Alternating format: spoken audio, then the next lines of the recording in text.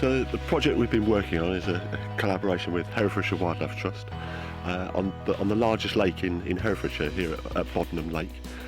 We've been creating reed bed habitat on the side of the lake, which is an old gravel pit adjacent to the River Lug, which is a triple SI and a special area of nature conservation concern, and increasing the diversity of the edge revetment. Once the gravel pit was completed, it was left fairly plain, quickly colonised by willow trees, and there wasn't much in terms of emergent vegetation. Reed bed habitats are very valuable for wildlife, both from birds, things like bitterns, reed warblers, onto grass snakes, which there's a healthy population around here. All breed and feed within reed beds. And it's a habitat that's really lacking on the lake here and within Herefordshire as a whole, so it was identified as a key feature that they wanted to improve the wildlife on the lake.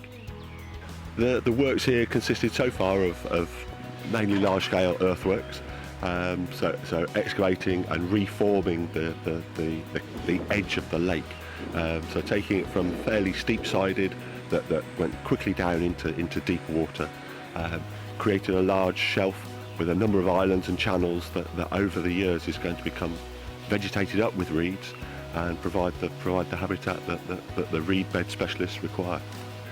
Some of the challenges we have, obviously, because it's a wildlife area as it is, we have to be very careful not to disturb and to destroy some of the wildlife that's here already. So we had to take particular note of crayfish, have to take particular note of otters, particular note of not getting silt from the works here, containing it within the works area, and being very careful not to let it get into the river, which is an important salmon and trout breeding river. So the Environment Agency are very keen that we contained our works, contained the silt from the works within the works area, which we were very successful to do by deploying silt curtains that minimise the impact of the works.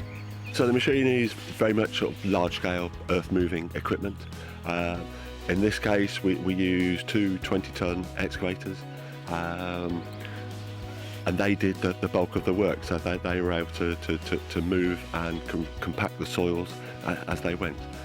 Took a number of months to reform the shape of the bed. Some of the beds were up to, the banks were 3 meters high, and so it was digging down to a platform, moving the soil into the lake to create the pools and channels. So no soil left the site, so that was very important. We weren't allowed to take any soil or bring any material into the lake for flooding reasons, and so all the soil had to remain on site. So it was using the soil that was here and reforming the shape of the edge of the bank.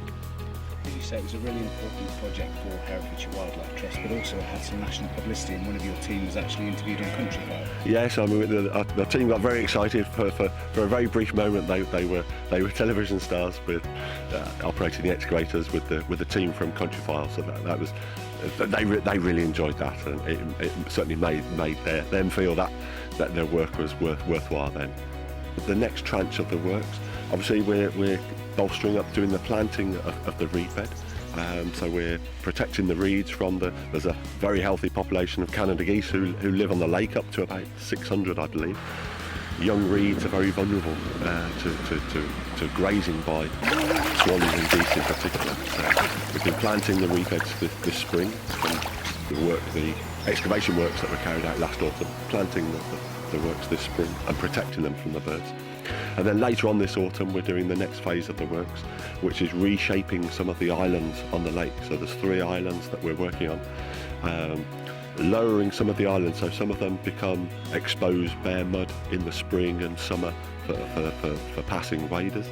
Some of them we're going to be gravelling the islands to try and encourage breeding waders, things like little ringed plovers, oyster catchers, lapwings, to come and breed and roost on the islands. And another of the islands again turning into a mixture of reed bed and scrub habitat.